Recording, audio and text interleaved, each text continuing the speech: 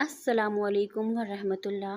آج ہم ایک ایسے موضوع پر بات کریں گے جو ہر مسلمان کے لیے انتہائی اہم ہے، اور وہ ہے نماز۔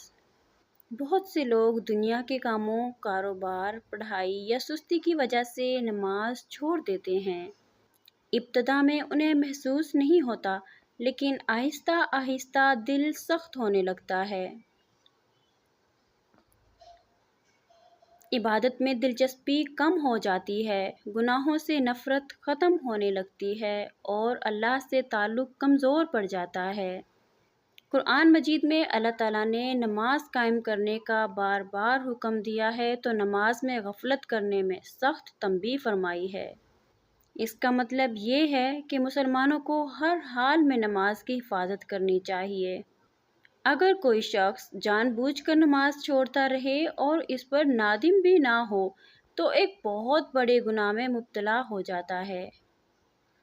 اس کی زندگی سے سکون، برکت اور روحانی سکون کم ہو سکتا ہے، لیکن یہ یاد رکھیں، کسی مخصوص شخص کے بارے میں یہ کہنا درست نہیں کہ اس کا انجام یقینی طور پر کیا ہوگا، کیونکہ آخری فیصلہ صرف اللہ تعالیٰ ہی فرمائے گا۔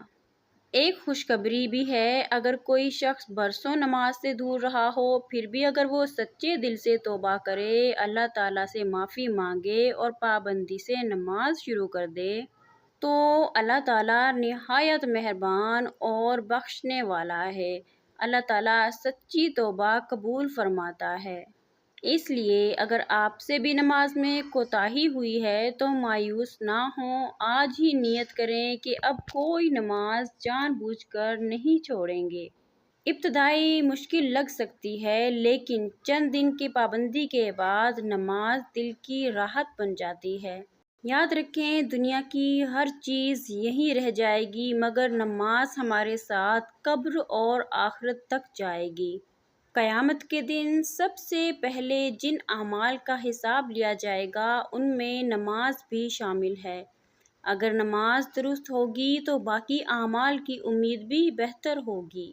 آئیے آج عہد کریں کہ ہم خود بھی نماز کی پابندی کریں گے اور اپنے گھر والوں، بچوں اور دوستوں کو بھی نرمی اور محبت کے ساتھ نماز کی تلقین کریں گے۔ نماز اسلام کے 5 بنیادی ارکان میں سے ایک ہے، اور یہ صرف ایک عبادت نہیں بلکہ بندے اور اللہ کے درمیان براہ راست تعلق کا ذریعہ ہے۔ رسول اللہ صلی اللہ علیہ وآلہ وسلم نے فرمایا، بندے اور کفر کے درمیان فرق نماز ہے۔ اس لیے نماز کی اہمیت کو کبھی معمولی نہیں سمجھنا چاہیے۔